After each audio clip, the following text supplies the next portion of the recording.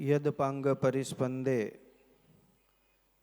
વિશ્વમેતદ વ્યવસ્થિતમ શ્રી સ્વામિનારાયણો શ્રીમાન સોયમ વિજયતેતરામ અનવધિકાતિશય આનંદમય પરબ્રહ્મ પરમાત્મા ભગવાન સ્વામિનારાયણ નિજ મંદિરમાં બિરાજમાન થઈ આપણને સૌને દિવ્ય સ્વરૂપના દિવ્ય દર્શન આપી રહેલા વાલા વાલા મદન મોહનજી મહારાજ,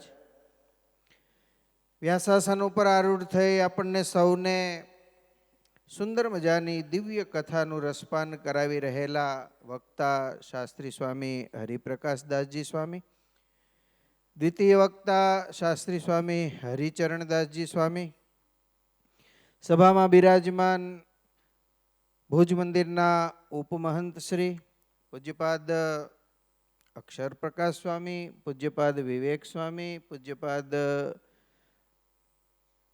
ચિત્તલથી પધારેલા હરિસ્વરૂપ સ્વામી, આ બાજુ મારા ગુરુજી હરિકૃષ્ણ સ્વામી, સુખ સ્વામી, પ્રાતસ્મરણીય તમામ સંતો, શ્રીજી મહારાજના લાડીલા સૌ ભક્તો, ભાવથી જય સ્વામિનારાયણ.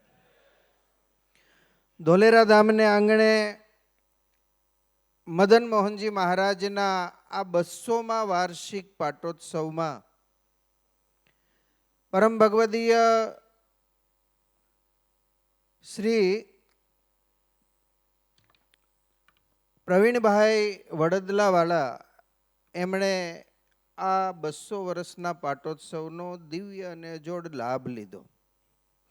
મહામહોત્સવ દ્વિશતાબ્દી એ તો થનાર છે, પણ 200મા વાર્ષિક પાટોત્સવ જ્યારે આવી રહ્યો છે ત્યારે પ્રવીણભાઈના હૃદયમાં એવો ભાવ થયો કે અમારા અક્ષર નિવાસી દાદા અને અક્ષર નિવાસી માતુશ્રી એમની પાવન સ્મૃતિમાં આ ધોલેરા ધામનો પાટોત્સવ ઉજવાય, ધોલેરા ધામમાં સુંદર મજાની કથાનું આયોજન થાય અને ભક્તજનોને આ પ્રસંગ પૂર્વે આવો દિવ્ય લાભ મળે એવો ભાવ એમના હૃદયમાં જાગૃત થયો.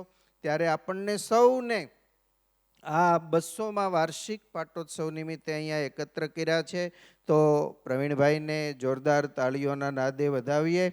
એમના લઘુબંધુ કિરીટભાઈને પણ આ પ્રસંગે યાદ કરીશું, એમના ધર્મપત્ની શોભાબેન એમને પણ યાદ કરીશું.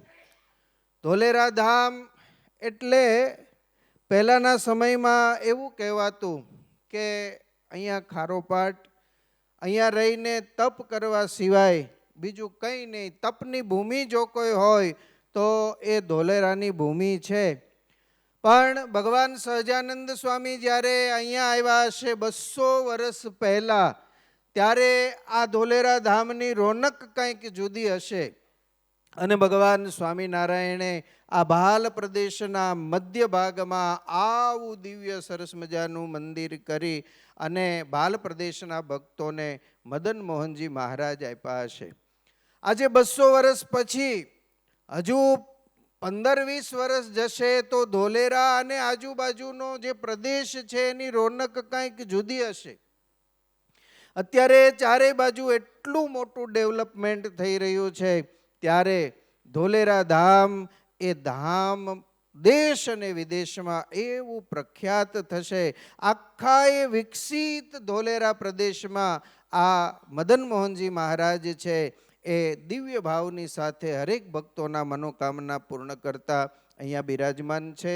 ત્યારે મારા ગુરુજી પૂજ્યપાદ રામકૃષ્ણ સ્વામી, હરિકૃષ્ણ સ્વામી, દિવ્યધામના સમસ્ત સંત મંડળ વતી જેમણે આ મહોત્સવમાં લાભ લીધો છે એવા તમામ પરિવારોને અને ખાસ કરીને પ્રવીણભાઈને ખૂબ ખૂબ અભિનંદન પાઠવીએ. આવો દિવ્ય લાભ એમને પ્રાપ્ત થયો છે.